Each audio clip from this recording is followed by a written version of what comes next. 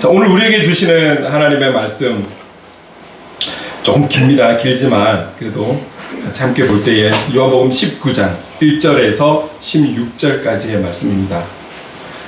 요한복음 19장 1절에서 16절까지의 말씀, 제가 가진 성경 신약 180쪽에 있습니다. 제가 이 말씀을 봉독할 때에 좀 길지만 제가 쭉 천천히 봉독하겠습니다. 봉독할 때에 또 하나님의 음성을 들으시기 바랍니다.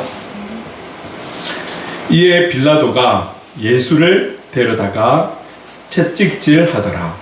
군인들이 가시나무로 관을 엮어 그의 머리에 씌우고 자색 옷을 입히고 앞에 가서 이르되 유대인의 왕이여 평안할지어다 하며 손으로 때리더라.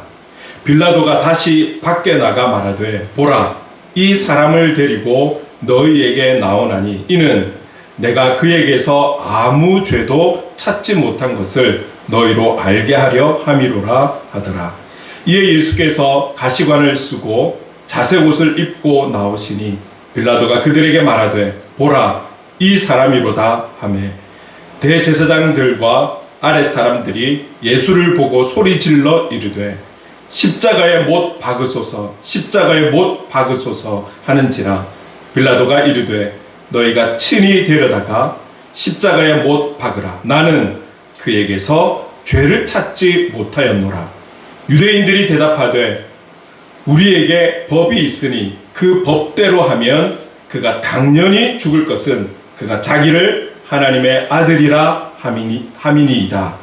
빌라도가 이 말을 듣고 더욱 두려워하여 다시 관정에 들어가서 예수께 말하되 너는 어디로부터냐 하되 예수께서 대답하여 주지 아니하시는지라.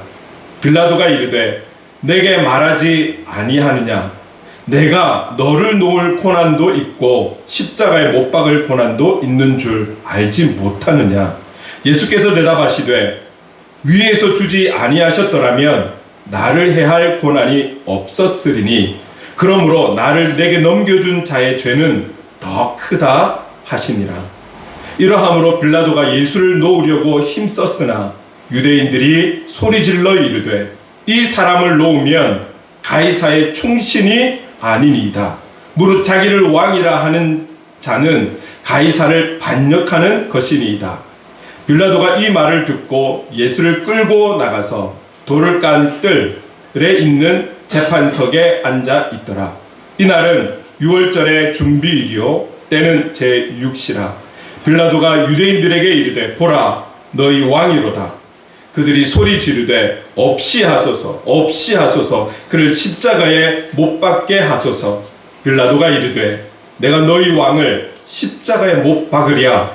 대제사장들이 대답하되 가이사 외에는 우리에게 왕이 없나이다 하니 이에 예수를 십자가에 못 박도록 그들에게 넘겨주니라. 아멘. 오늘 조금 길지만 이 본문으로 빌라도를 통한 가르침이란 제목으로 함께 또 말씀을 나눌 때에 우리 각자에게 주시는 은혜가 있을 줄로 믿습니다. 우리가 살아가면서 가르침을 받고 감동을 받고 도전을 받는 것, 그런 부분들이 좋은 사람, 어떤 좋은 일, 그래서 좋은 결과물을 통해서 선한 영향을 받을 수 있죠. 그런데 이런 좋은 사람, 좋은 상황, 좋은 일, 좋은 결과물이 아닌 반대되는 요소를 통해서도 우리가 어떤 자세로 보느냐에 따라서 우리에게 주시는 가르침이 되기도 하죠. 성경의 인물을 한번 이야기를 해볼까요? 우리가 너무나 잘 알고 많은 사람들이 닮고 싶어하는 사람 중에 한 사람이 다윗이잖아요. 다윗의 좋은 장점들, 그가 이룬 업적들, 다윗을 통해 하나님께서 영광 받으신 그 많은 것들이 있죠. 그래서 그 어떤 것보다도 저는 다윗을 통해서 예배자의 삶, 예배자의 모습을 어느 누구보다도 가장 잘 볼 수 있는 인물이 다윗이 아닌가 이렇게 생각을 해봅니다. 그래서 우리는 도전을 받고 우리도 다윗과 같은 그런 예배자의 삶을 살고 그런 중심을 가지고 살려고 좋은 모범이 되기도 하죠. 모범을 삼고 있죠. 그런데 성경은 이 다윗에 대해서 그런 좋은 모습만 기록하고 있지 않습니다. 우리가 잘 알다시피 다윗은 죄악의 크고 작음이 어디에 있을까요? 죄는 모든 게 죄인 거죠. 그런데 그 죄 중에서도 참 마음이 많이 아픈, 많은 상처를 줄 수 있는 그런 죄를 지었던 사람이 다윗이에요. 어쩌면 상상하기도 힘든, 어쩌면 그 기록들은 좀 빠졌으면 좋을 뻔한 그런 내용이 노골적으로 드러나 있다라는 거죠.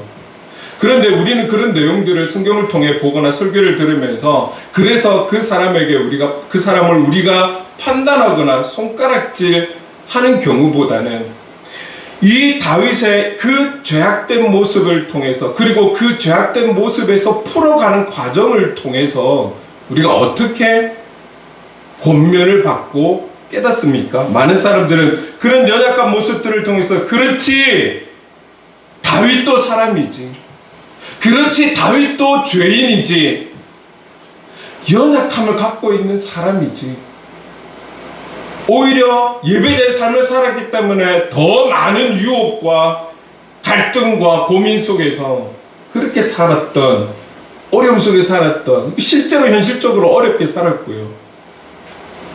인간적인 모습만 보면 처절한 삶을 살았잖아요. 왕이지만 왕 같지 않은 모습, 아빠이지만 아빠 같지 않은 그런 모습, 여러 가지 좀 불편한 현실을 맞아서 살았던 사람이 바로 다윗입니다. 이런 죄를 지었음에도 불구하고 우리는 다윗을 향해 손가락질보다는, 그래, 인간은 예외일 수가 없어, 예외일 수가 없어, 이런 권면을 좀 우리가 스스로 받는 거잖아요. 다윗이 갖고 있는 그 죄성을 보면서, 그렇지, 사람이 조금도 교만할 이유가 없어. 그래서 우리는 끝까지 주님의 은혜 속에 살아가야 돼. 이런 깨달음이나 가르침을 받는 것이죠. 우리는 성경의 주인공이신 이 예수님의 말씀으로 가르침을 받고 예수님의 모든 보여주신 행위를 닮으려고 애쓰고 있고 힘쓰고 있습니다. 이런 노력은 사실 우리가 이때만이 아니라 우리가 생명이 다하는 그날까지 이 노력은 끊임없이 이루어져야겠죠. 오늘 본문에 보면 조금씩 여러 사람이 나오지만 사실 16절까지 읽은 그 내용에 보면 빌라도의 어떠한 말이 많이 드러나고 있어요. 빌라도와 예수님과의 관계, 빌라도와 가이사 무리와의 관계, 그리고 빌라도 스스로가 가지는 어떤 여러 가지 갈등. 인물은 여러 인물이 등장은 하고 있지만 빌라도에 대한 내용들이 참 많은 것 같아요. 그리고 마지막은 빌라도의 결단까지. 그래서 오늘 우린 빌라도라는 인물에 대해서 잘 알고 있지만 이 빌라도를 통해서 우리에게 주시는 그런 가르침을 함께 나누려고 하는 것입니다. 여러분, 빌라도라는 사람은 참 너무 불쌍한 영혼이죠. 다른 말로 어떻게 표현할 수 있을까요?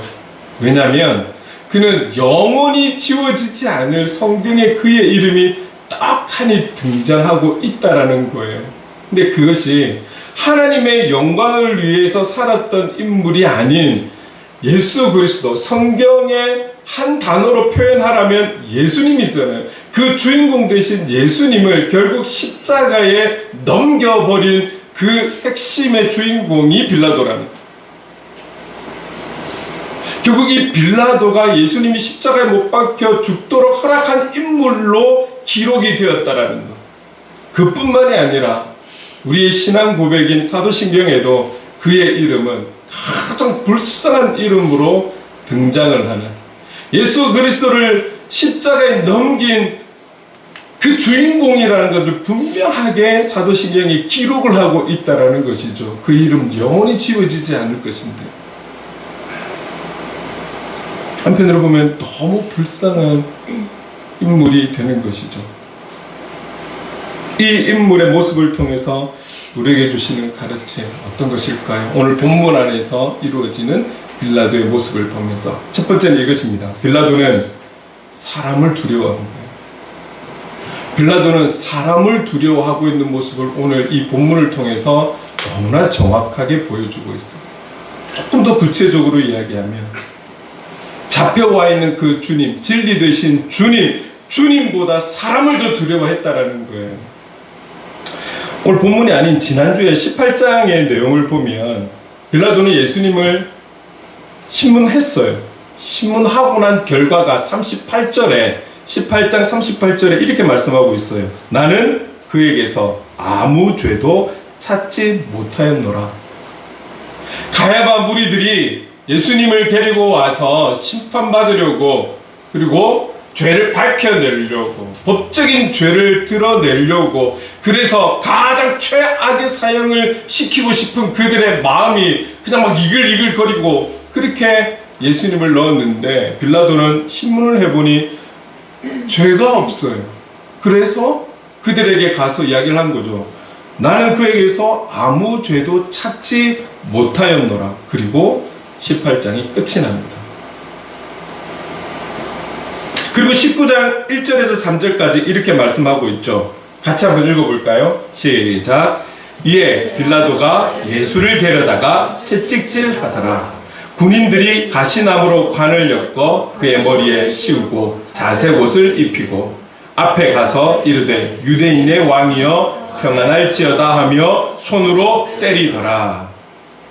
결국은 죄를 찾지 못했다라고 하는데 가야바 무리들의 반응 때문에 다시 들어와서 예수님을 어떻게 해요? 채찍질로부터 다시 신문하기 시작하는 거예요. 그래서 이 1절부터 3절에 보니까 예수님 채찍질하고, 그것을 본 군인들이 가시나무로 관을 만들어서 머리에 씌우고 자색 옷을 입히고, 그러면서 유대인의 왕이 평안할지어다 폭력을 쓰고 예수님을 조롱하고, 폭력을 쓰고 조롱하고,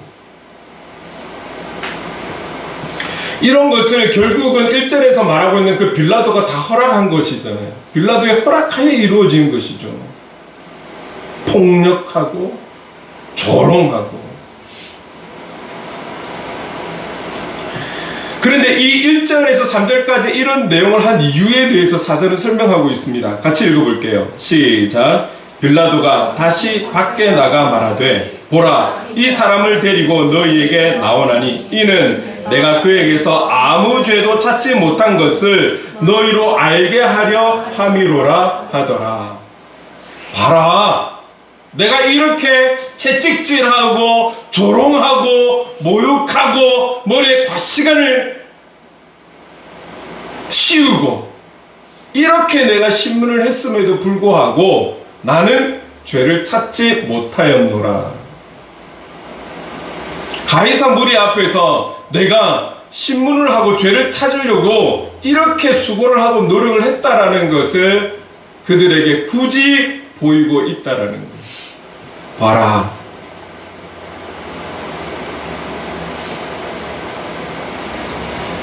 근데 여러분, 성경은 12절에 이 빌라도를 향해서 이렇게 표현하고 있어요. 어떻게 표현하고 있냐면, 제가 읽어보면 빌라도가 예수를 놓으려고 힘썼으나, 성경에서 인정하는 것은 지금 여기까지, 여기 이 순간까지의 빌라도의 그 예수님을 향한 마음에 대해서 인정하고 있는 거예요.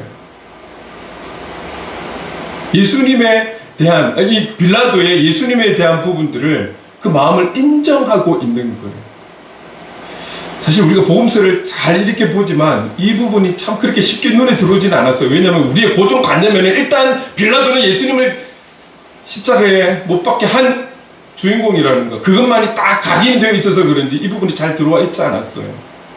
근데 여러분, 18장 19절에 보면 빌라도는 비록 가이사 무리 앞에 있었지만 정직하게 신문을 하고 거기에 대한 결과물을 그들에게 던져주었던 거예요. 나는 그에게서 아무 죄를 찾지 못했다라고. 그리고 비록 좀 핍박을 하고 모욕도 했지만 그럼에도 불구하고 나는 이 사람에게서 죄를 찾지 못했다라고 정확하게 이야기하고 있는 거예요. 결국은 지난 18장의 끝에도 나오고 있지만 이들의 어떤 절기, 유월절이라는 절기를 통한 전례, 그러니까 죄인 한 사람을 놓아주는 이 전례를 사실은 이야기를 꺼냈죠. 그런데 사람들은 누구를 택합니까? 예수님이 아니라 바라바인 거예요. 아마 사람들이 바라바를 선택한 그 선택에 있어서 이 빌라도는 순간 놀랐을 수도 있어요. 왜? 12절의 말씀에 의지해서 우리가 생각해보면 바라바를 선택하고 예수를 잡으려고 이 6월절의 전례를 꺼낸 것이 아니라 오히려 이 빌라도는 이 6월절의 전례를 통해서 강도로 잡힌, 좀 더 구체적으로 이야기하면요, 정치범으로 잡힌 이 바라바를 사람들이 이 사람에 대해서 분노를 여기면서 예수를 놓아주지 않을까,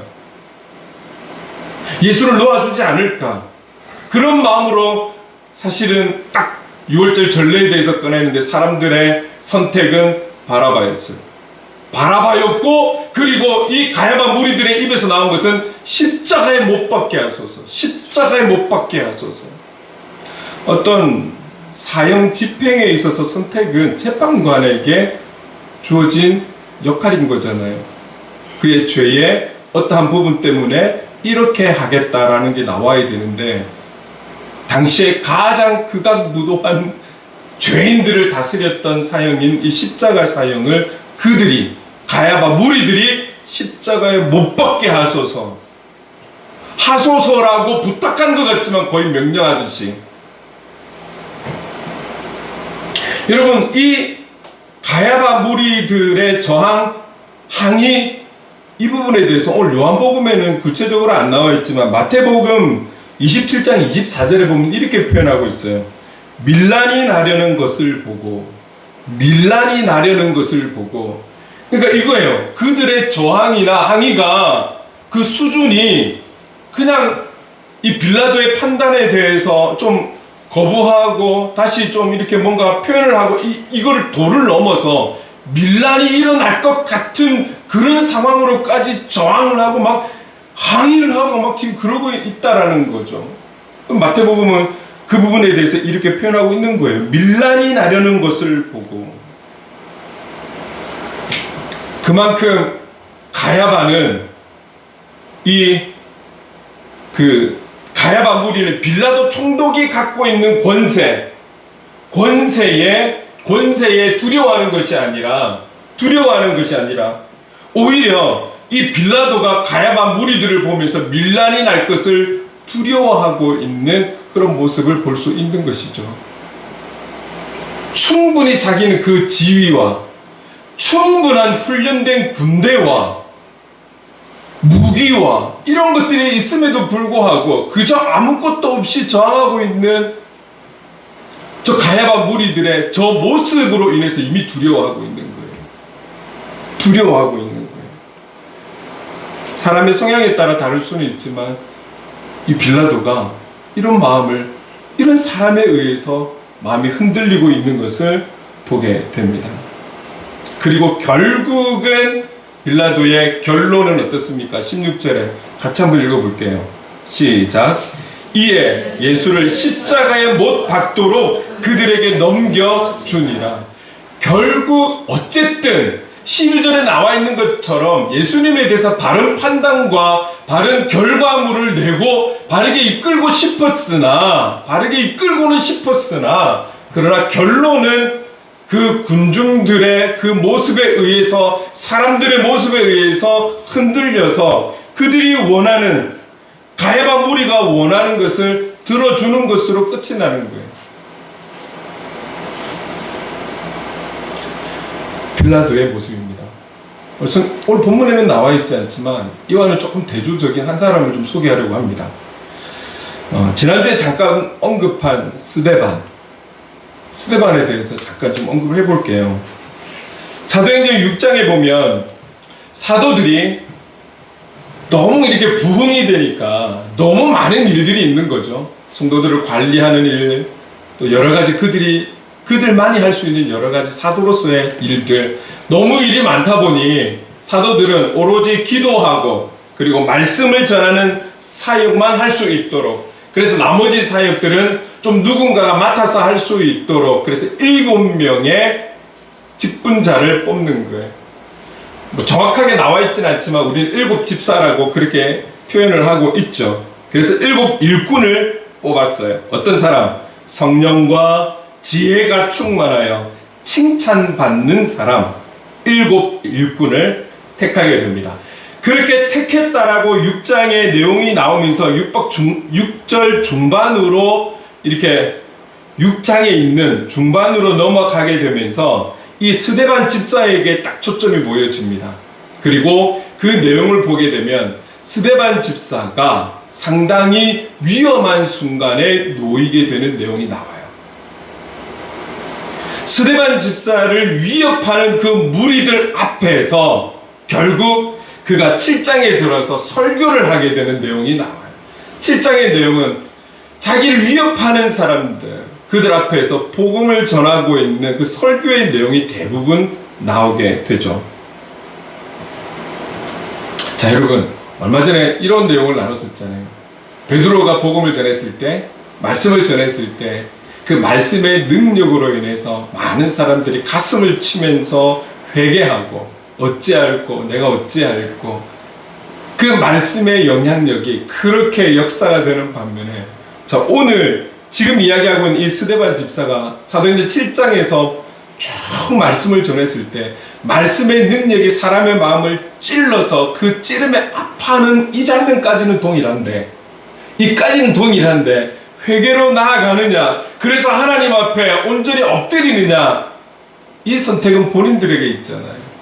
그런데 오늘 이 스데반 집사의 복음을 들은 많은 사람들이 정말 마음 아파하고 그 찔림은 받았지만 그들의 그 이후의 상황은 스데반을 향해서 이를 갈고 소리를 지르고 귀를 막고 결국은 그 찔림이 너무 고통스러워서 하나님 앞에 회개하는 것이 아니라 그 복음을 전한 스데반을 잡아서 성에서 밖으로 끌고 나갑니다. 밖으로 끌고 나가서 돌로 쳐 죽이는 거예요.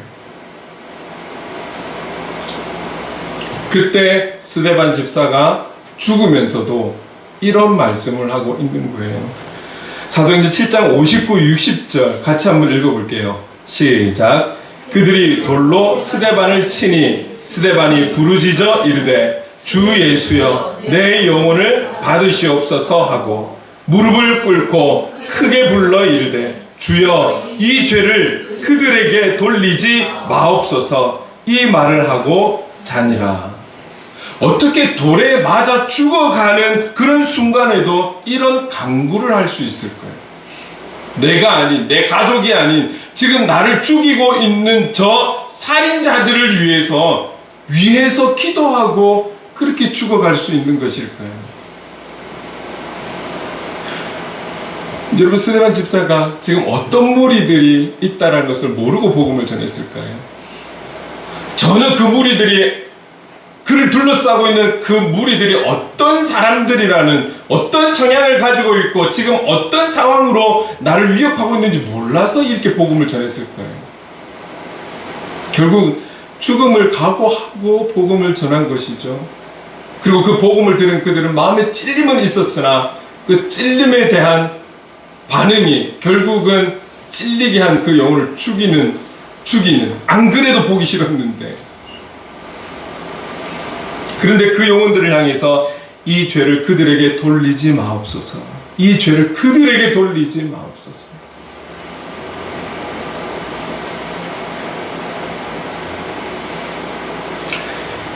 빌라도는 그에게 힘이 있고 지위가 있고 군대가 있었음에도 불구하고 가야바 무리의 거센 항의에 그는 두려워서 그의 의지를 꺾어버립니다. 그의 신문의 결과를 뒤집어 버립니다. 그들이 원하는 것을 들어주는 것이죠. 그러나 스데반은 죽음 위기의 순간에 그 무리 앞에서 담대함으로 끝까지 그가 전하고 싶은 복음을 전하는 거예요. 그리고 그는 내침을 받고 결국 그 자리에서 돌에 맞아 순교하게 되는 것이죠. 저와 여러분이 이 스데반을 놓고 생각할 때, 아, 스데반 집사는 좀 특별한 사람이야, 우리와는 다른 부류의 사람이야, 그에게는 놀라운 다른 어떤 은사가 있었을 거야. 여러분, 그렇게 생각하지 마세요. 스데반 집사도 우리와 동일한 사람이었어요. 그도 동일한 죄인이에요. 그도 동일한 연약함을 아픔을 알고 고통을 알고 두려움을 알고 있는 사람이었다라는 것을 기억하십시오. 그러나 성경은 그의 스데반의 담대함과 용기에는 그런 자리에도 불구하고 복음을 전할 수 있는 담대함이 있고 용기가 있는 데에는 이유가 있다라는 것을 증거하는 거예요. 스데반 집사의 설교가 끝이 나고 무리가 마음에 찔려서 이를 갈고 있을 때에 성경은 이렇게 증거하고 있습니다. 사도행전 7장 55절 같이 읽어볼게요. 시작. 스데반이 성령 충만하여 하늘을 우러러 주목하여 하나님의 영광과 및 예수께서 하나님 우편에 서신 것을 보고, 죽음을 맞이하는 그 순간에 그는 성령에 충만했다라고 성경은 증거하고 있어요. 성령의 충만함이 있었다. 그리고 그는 하늘을 우러러 주목했다라고 하고 있어요. 그냥 흘러가는 하늘을 보는 것이 아니라 주목하고 있었던 거예요. 하늘을 우러러 보았다라는 것, 하늘의 주관자가 되시는 그분을 바라보고 있었던 것이죠. 그의 눈에 보였던 것이 어떤 것입니까? 하나님의 영광과 예수님께서 하나님 우편에 서신 것을 주목하고 있는 거예요. 집중하고 있는 거예요. 그 위기의 순간에도 성령의 충만함을 입고 하늘에 계신 그 주님을 바라보며 집중하고 있는 거예요. 스데반 집사의 그 인간적인 어떠함으로 그가 그 자리에 서 있는 것이 아니라 성령의 충만함을 통해, 그리고 그 주님을 온전히 집중해서 주목해서 바라보는 그 바라봄이 있었기 때문에 그 순교가 가능했다라고 우리에게 말씀하고 있는 것이죠. 그래서 저와 여러분도 늘 성령의 충만함을 위해서 성령께서 우리를 통치하시도록 맡겨드리고 예수 그리스도를 바라보는데, 주바라기로 살아가는데 우리가 힘을 써야 하는 이유가 여기에 있는 것입니다. 우리가 늘 마무리하면서 그리스도인답게 살아갑시다, 삶의 예배자로 살아갑시다, 여기에는 우리의 힘만으로, 우리의 지식만으로 되지 않는다라는 거예요. 성령 하나님의 함께 하심, 그로 인한 성령의 충만함, 어떤 상황과 환경 속에서라도 우리는 주님을 바라보고자 하는 이 주목하는 자세, 집중하기를 원하는 이 마음, 이 중심이 있을 때 우리는 그리스도인 다음에 용기를 가지고 담대함을 가지고 살아갈 수 있다라는 것이죠. 오늘 우리가 성령에 충만하고 주님을 바라보며 그렇게 나아갈 때, 우리도 이런 순교를 할 수 있겠다라고 저는 함부로 말을 못하겠어요. 그러나 분명한 것은 그 성령의 충만함을 통해, 주님을 바라보는 바라봄을 통해 성령의 인도하신 대로 살아갈 수 있다, 이런 고백은 할 수 있지 않을까 또 생각을 해보는 것입니다. 오늘 저와 여러분의 신앙이, 믿음이, 어떤 신앙에 대한 결단이 사람에 의해서 좌지우지 되지 않기를 원합니다. 진리에 대하여는 사람에 의해, 환경에 의해서 그렇게 타협하는 그런 우리가 아니라, 절대 어떤 환경에도, 사람에도, 사건에도, 문제에도, 관계에도 진리에 대해서는 타협하지 않는 중심이 저와 여러분에게 있기를 간절히 소망합니다. 아멘. 사람을 의지하고 결론을 내렸던 그 빌라도를 통해서 오늘도 우리는 수많은 사람들과 관계하며 살아가야 할 것인데, 어떤 자세로 살아가야 할지에 대해서 생각해 보게 되는 것이죠. 빌라도를 통한 가르침 두 번째, 빌라도는 세상 권세에, 자기가 갖고 있는 그 권세를 믿었습니다. 자기가 가지고 있는 그 권세의 힘을 믿었습니다. 그래서 이렇게 예수님께 이야기하죠. 10절에 같이 한번 읽어볼게요. 시작. 빌라도가 이르되 내게 말하지 아니하느냐, 내가 너를 놓을 권한도 있고 십자가에 못 박을 권한도 있는 줄 알지 못하느냐. 예수님에게 내가 널 죽일 수도 있고 살릴 수도 있어, 그거 몰라? 나에게는 정직하게 얘기해줘. 이 이야기를 들은 예수님은 이렇게 말씀합니다. 11절에 앞부분만 읽어볼게요. 시작. 위에서 주지 아니하셨더라면 나를 해할 권한이 없었으리니. 하나님께서 허락하셨기 때문이야. 그분이 허락하시지 않으면 내 생명을 네가 어떻게 할 수 없어. 빌라도는 자기가 갖고 있는 그 권세에 대한 믿음을 가지고 너를 살릴 수도 있고 죽일 수도 있어. 내가. 주님은 네가 아니야. 위에서 허락하셨기 때문이야. 빌라도의 고난으로 생명에 좌지우지 된다는 것이 아니라는 것을 말씀하고 있는 거예요. 여러분, 우리가 잘 알고 있잖아요. 생명의 주인은 누구입니까? 우리는 요한복음을 통해서 에고 에이미, 나는 무엇이다, 예수님이 말씀하시는 예수님 자기 선언에 대해서 우리는 생각했을 때 이 생명이라는 단어가 7가지 중에 3가지에 포함되고 있어요.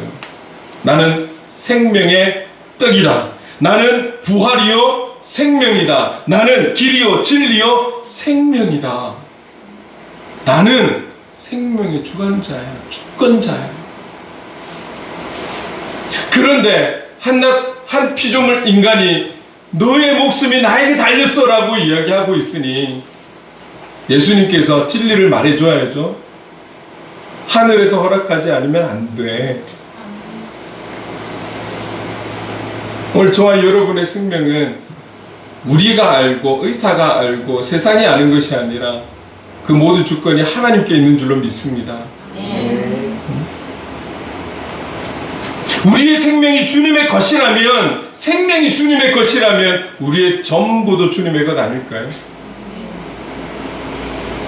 생명이 주님의 것인데 나의 전부가 주님의 것인 거죠.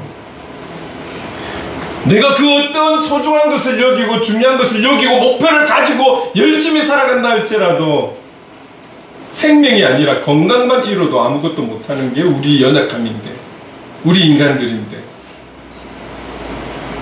생명이 그분의 것이니 우리 전부가 그분의 것이죠. 그 어떤 것을 누리고 있다 할지라도 생명이 없다라면 그것이 무슨 의미가 있겠습니까? 빌라도는 자신 있게 너의 생명이 나의 권한에 있다 라고 당당하게 말했지만, 그렇게 말했던 그가 조금 뒤에 가야바 무리의 그 소동에, 그럼에도 그 주권이 어디로 갔는지, 그 권세가 어디로 갔는지 그들의 눈치를 보게 되고 결국은 그들의 뜻을 들어주는 그런 결론을 내리게 되는 것이죠. 하나님은 믿는 자들에게도 이 땅의 권세를 주십니다. 분명히 주시는 것이죠. 그러나 우리가 잊지 않아야 되는 것은 우리가 앞으로 누리게 될 그 권세, 그것은 내 자신의 유익과 나의 어떠함을 위해서 주시는 것이 아니라 그 권세를 통해 하나님께서 쓰시고자 하는 뜻이 있기 때문에 주셨다는 사실을 꼭 기억하셔야 돼요. 특별히 우리 청년, 청소년 여러분, 하나님께서 뜻이 있기 때문에 여러분들을 이 세상 속에서 어떠한 자리가 될지 저는 알 수는 없지만 여러분들을 세워 가실 것입니다. 그 자리에 맞는 권세도 주실 것입니다. 그러나 그때 꼭 기억하십시오. 이것을 주신 것에는 주신 분의 뜻하심이 있다라는 사실. 주신 분의 뜻하심이 있다는 사실을 꼭 기억하셔야 하는 것입니다. 주님은 그 권세를 통해서 하나님의 뜻을 이루기 위한 통로로 우리를 삼으신다는 것이죠.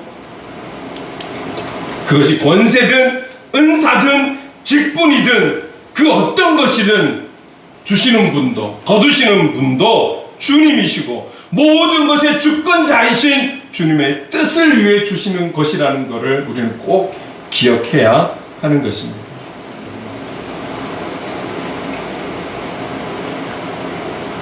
주어진 그 모든 것에 대한 우리의 역할은 순종이고 충성인 것이죠. 순종이고 충성인 것입니다. 나의 욕망과 욕심과 야망을 위한 열심과 열정이 아니라 하나님의 뜻을 이루기 위한 순종과 충성이 있어야 하는 것이죠. 오늘 지금 우리에게 주어진 권세라고까지 하기에는 참 그럴 수 있겠지만 그 역할들, 직분들, 그 모든 것들은 하나님께서 영광 받으시기 위해 주신 은사요, 달란트요, 직분이요, 권세인 줄 믿습니다. 우리에게 주어진 그 모든 것을 통해 오직 하나님께만 영광, 그 영광을 위해 살아가는 저와 여러분 될 수 있기를 간절히 소망합니다. 여러분 기억하십시오. 10절에서 빌라도의 그 생명에 대한 권한의 주체, 주어가 내가였습니다. 내가 너를 살릴 수도 있고 내가 너를 죽일 수도 있어. 그러나 오늘을 살아가는 저와 여러분, 우리를 나타내는 모든 것에 대한 주어는 예수 그리스도가 될 수 있기를 간절히 소망합니다. 박미선 씨가 간증했던 것처럼 나라는 존재를 이야기할 때는 예수님을 빼고는 아무 이야기도 할 수가 없어요. 그 고백이 저와 여러분의 고백이 될 수 있기를 간절히 소망합니다. 우리는 예수님을 빼고는 우리의 조그만 어떠함도 드러낼 수 없는 그런 하나님의 사람이라는 것, 복음의 사람이라는 것.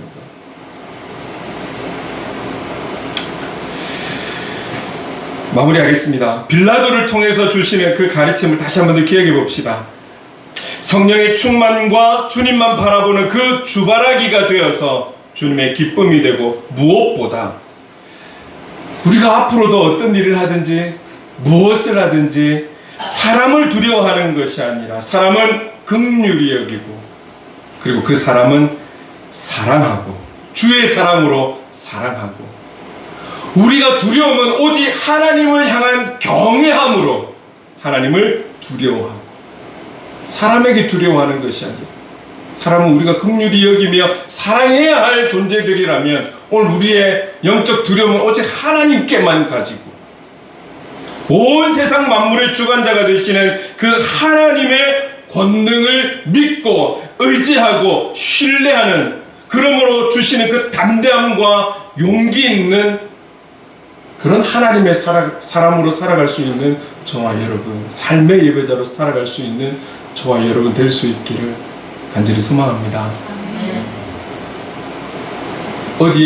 어딘가에 꼭 기록이 되고 증거가 남아서가 아니라 주님의 마음에는 이렇게 살아가는 저와 여러분들을 끝까지 기억하실 것이고, 우리는 영원한 하나님 나라에서 그분을 찬양하며 살게 될 줄로 믿습니다. 오늘 빌라도, 늘 기억했던 빌라도이지만 오늘 빌라도의 모습을 통해서 앞으로 우리가 살아가야 될 우리들이 그리스도인으로 어떤 중심을 가지고 살아가야 될지에 대해서 말씀해 주셨어요. 오늘 이 말씀을 기억하고 하나님 영광 위에 살아가는 우리가 되었으면 좋겠습니다. 그래서 오늘은 찬송가 463장에 나와 있는 신자 되기 원합니다. 이 찬송을 좀 마음을 담아서 함께 고백하며 나갔으면 좋겠습니다.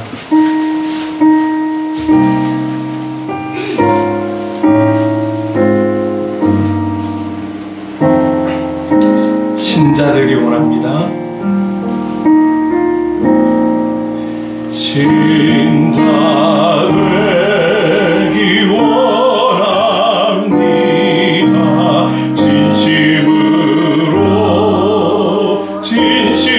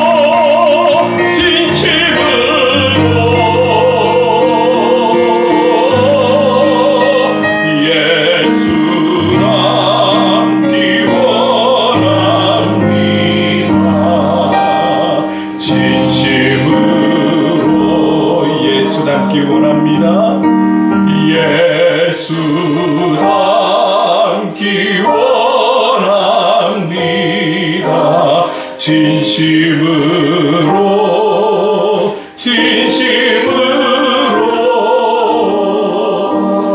예수 닮기 원합니다.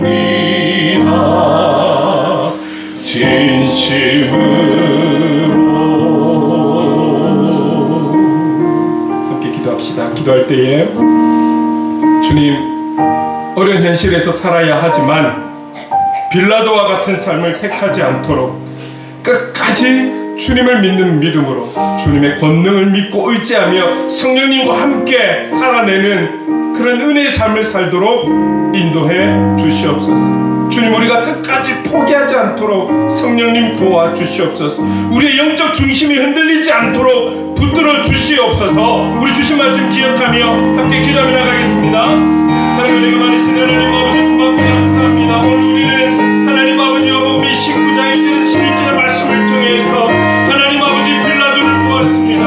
빌라도의 모습을 보았습니다. 빌라도의 그 갈등을, 빌라도의 그 생각을, 빌라도의 그 결론을 보게 되었습니다. 주님, 빌라도는 사람이 중심이었습니다. 주님보다, 하나님보다, 그 어떤 것보다, 그가 갖고 있는 권세보다도 사람 중심이었고 사람을 두려워하여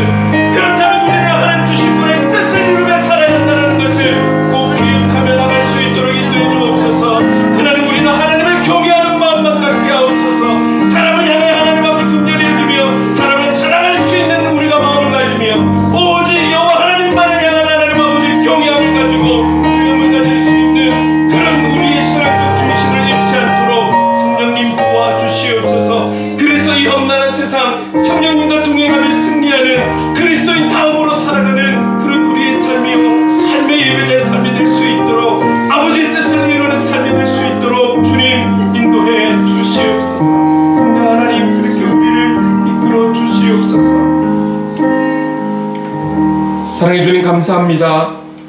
여기 모인 우리 모두가 오직 예수님을 닮아가기를, 오직 예수님 보기를 사모하며 나가는 그런 삶의 예배자가 될 수 있도록 성령님 인도하여 주시옵소서. 예수님의 이름으로 기도드립니다. 아멘.